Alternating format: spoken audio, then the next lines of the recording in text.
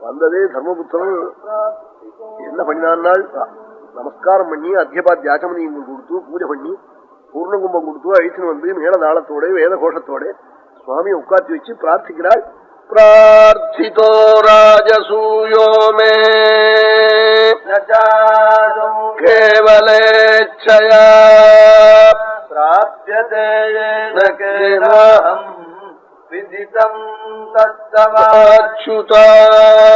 ராஜசூயங்கிற மகாயாகம் பண்ணம் நினைக்கிறேன்.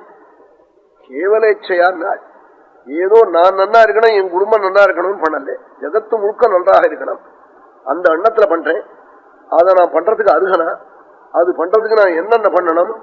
யஸ்மின் சர்வம் சம்பவதி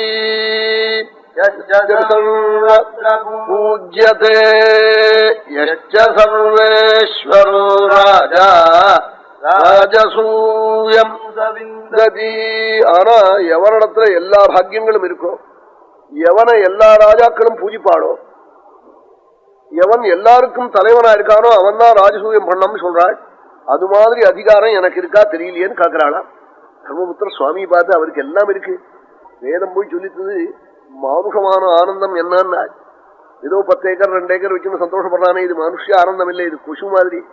பின்ன எது மானுஷமான ஆனந்தம்? உபனிஷத்து ஆசிஷ்டோ திருஷ்டோ பலிஷ்டா தஸ்யேயம் பிருதிவி சர்வா வித்தஸ்ய பூர்ணா ஸ்யாதி சயேகோ மானுஷ ஆனந்தா. நல்ல போகபோக்கியங்கள் எல்லாம் இருக்கணும், நல்ல சரீர பலம் இருக்கணும், மனோபலம் இருக்கணும், நல்ல பந்துக்களுடைய சமர்த்தி இருக்கணும். இந்த உலக முழுக்க அவன் கையில் இருந்து பூமிக்குள்ள விளையிற தங்கம் முழுக்க அவன் இருக்கிற இடத்துக்கு வரணும். பிருத்திவி சர்வா எம் வித்தஸ்ய பூர்ணா ஸ்யாத். உலகம் முழுக்க அவன் கையில் இருக்கணும். இந்த பூமிக்குள்ள விளையிற கோலார் தங்கம், அமெரிக்காவில் இருக்கிற தங்கம், எல்லா தங்கமும் அவங்ககிட்ட கொண்டு கொடுக்கணும், ஏன்னா ராஜாட்ட கொண்டு கொடுக்கணும். அப்படி உள்ளவன் ஒருவன் இருந்து அவன் மனசுல இருக்கிற சந்தோஷம் மானுஷமான ஆனந்தம். நாள் வித்யாரண்யாள் பாஷ்யத்திலே இது மாதிரி ஒரு ஆள் வேணுமே யாரு நாள் யதா யுதிஷ்டிர பிரபுதையா தர்மபுத்திராதிகள் விட்டாள். தர்மபுத்திர போய் எடுத்தால் அதுக்கு ஏன்னா நல்ல பிராதாக்கள், உத்தம பத்னி, உலகம் முழுக்கவா கையிலே எங்க போனாலும் ஜெயம். அப்படிப்பட்ட பிரபு தர்மபுத்திரர். அவர் நான் அதிகாரியான்னு கேட்கிறாளா. யஸ்மின் சர்வம் சம்பவதி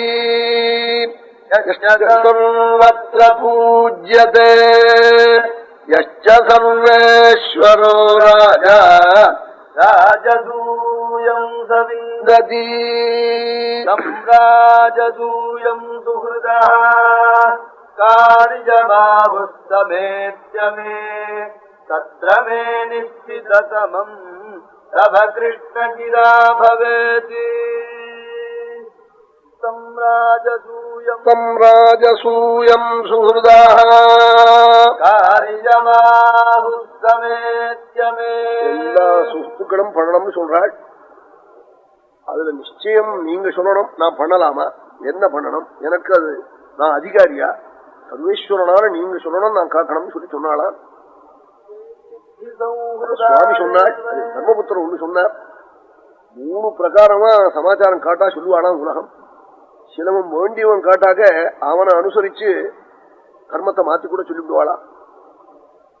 அப்படி சொல்லிவிடுவாள். சாதம் பண்ணாம விட்டா கூட விடலாமா அனு காட்டா. அவருக்கு ரொம்ப அன்பு இருக்கும், மாதவனே விட்டு விடும் போல சொல்லிவிடுவான். கேசித்தி சௌஹ்ருதா தேவ தோஷம் பரிசத்ததே. அது குத்தம்னு சொல்ல மாட்டாளாம். அங்க இருக்கிற அன்பு அப்படி பண்ணிவிடுமா. அதனாலதான் அன்புள்ளவனை வைத்தியம் பண்ண சொல்லாதே, அன்புள்ளவன் அந்த இடத்துல கடன் வாங்காதே, இப்படிலாம் போய் சொல்லிவிட்டார் சுக்கராச்சாரி. எந்த இடத்துல எத்தனை மித்தத்துவம் இச்சந்தி தத்திர 3 நகாரேத்துன்னா, எந்த இடத்துல ஸ்நேகம் சாஸ்வதமா அழியாம இருக்கணுங்கிறியோ அந்த இடத்துல 3 காரியம் பண்ணாதேன்னா. என்னன்னு காட்டா, கடன் கொடுக்கறது, வைத்தியம் பண்றது. ரொம்ப வேண்டியவனுக்கு வைத்தியம் பண்ணா உப்பே சேர்த்துக்கூடாதுன்னு இருக்கும். அந்த வியாதிக்கு ரொம்ப வேண்டியவரா இருப்பார், கொஞ்சம் உப்பு சேர்த்துக்கிட்டு டாக்டரை. அவருக்கு அவர் இடத்துல இருக்கிற மரியாதையில கொஞ்சம் பாதகம் இல்லை, கொஞ்சம் அப்பளாத்தம் மட்டும் சொல்லுங்க போரும்.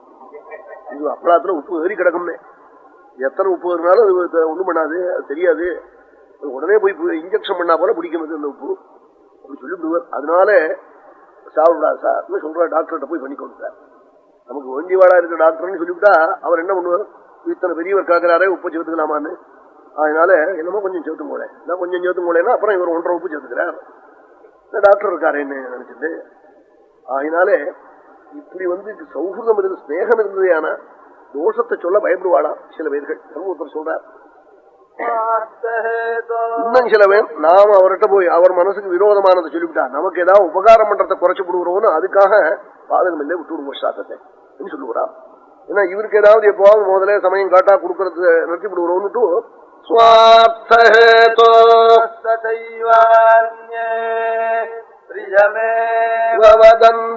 அவர் மனசுக்கு எது பிடிச்சதோ அப்படி பேசிட்டு போடுவாளா. சுவாமி சொன்னா வாலி இந்த சீதையை அடையறதுக்காகத்தானே சுக்ரீவனை போய் ஸ்நேகம் பண்ணிட்டேன். அத முதல்லயே மாமேவ எதி பூர்வம் என்ன முதல்லயே ஸ்நேகிதனா பண்ணிட்டா மைதிலி மகமேகான்னா தவ சானி தவான் பவேத்.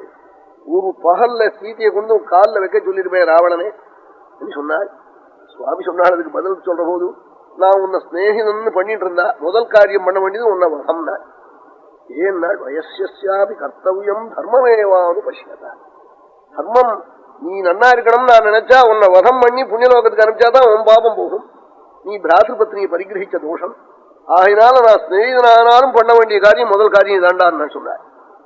தர்மம் சொல்லும் போது அப்படி இருக்கணுமா வண்டி வாழ்னு சொல்லி அதுக்காக தர்மத்துல போய் மாற்றி சொல்லப்படாதான். அப்படி சில பேர் சொல்லிவிடுவாளா சொல்லிவிடுவாள். இன்னும் சில பேர் தனக்கு தங்காரியத்துக்கு ஹானியா போடுமேன்னு புரியாமே